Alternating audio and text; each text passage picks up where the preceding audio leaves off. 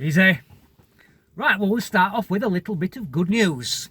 And that is that Greta Thunberg has turned 18, which means that she is now an adult, which means that she can no longer hide behind the vulnerable child routine, and anything that she does and says can be debated, challenged, scrutinised, picked apart, and you can guarantee that going forward I will be doing plenty of that.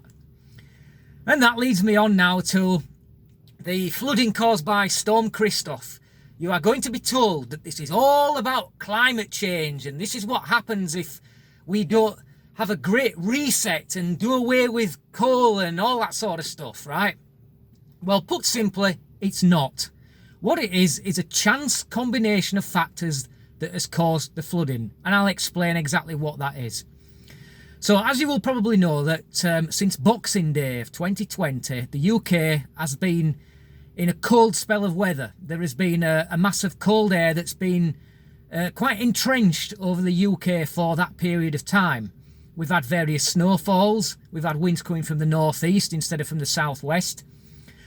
And what's happened is that Storm Christoph, that had its origins in tropical areas, has come steaming across the Atlantic, and it's come into contact with this cold air that's been entrenched. Now, what normally happens is that the massive cold air will usually get swept away by this milder air coming quickly across the Atlantic, and we will normally get probably a few hours of heavy rain, and it will come into us, it will move straight across us and then go out into the North Sea. But what happened this time is that Storm Christoph was met by this massive cold air that actually fought back, and it created this battleground that just happened to be sat right across the north of England. It very well could have been just a little bit further north and been across Scotland, or a little bit further south and been across the south coast of England, but it just happened to be in the north of England. And then what happened is that the rain that came across got stuck against this cold air. It's a bit like two guys having an arm wrestle that of equal strength, and you have several minutes where both arms are in the same position, both sides fighting like hell and nobody's moving. And that's exactly what you had. And in that battleground is where you get your rain.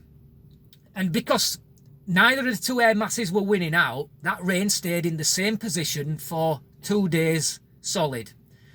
And because Storm Christoph had its origins in the tropics, that meant that it could hold more moisture than most low pressure systems.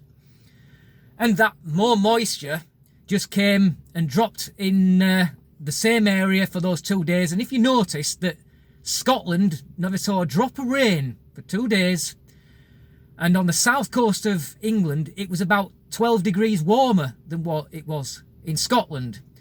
And because of that huge temperature contrast like that, that's why the rain was heavier than normal. And it got stuck in that position, and of course it drenched northern England for 2 days and resulted in flooding. And there is nothing really unusual about something like this. It's not down to climate change.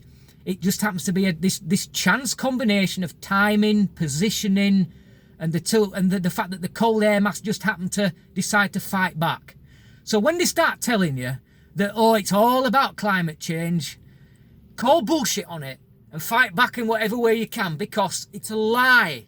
It's a lie because it suits their agenda to tell you that it's all about climate change.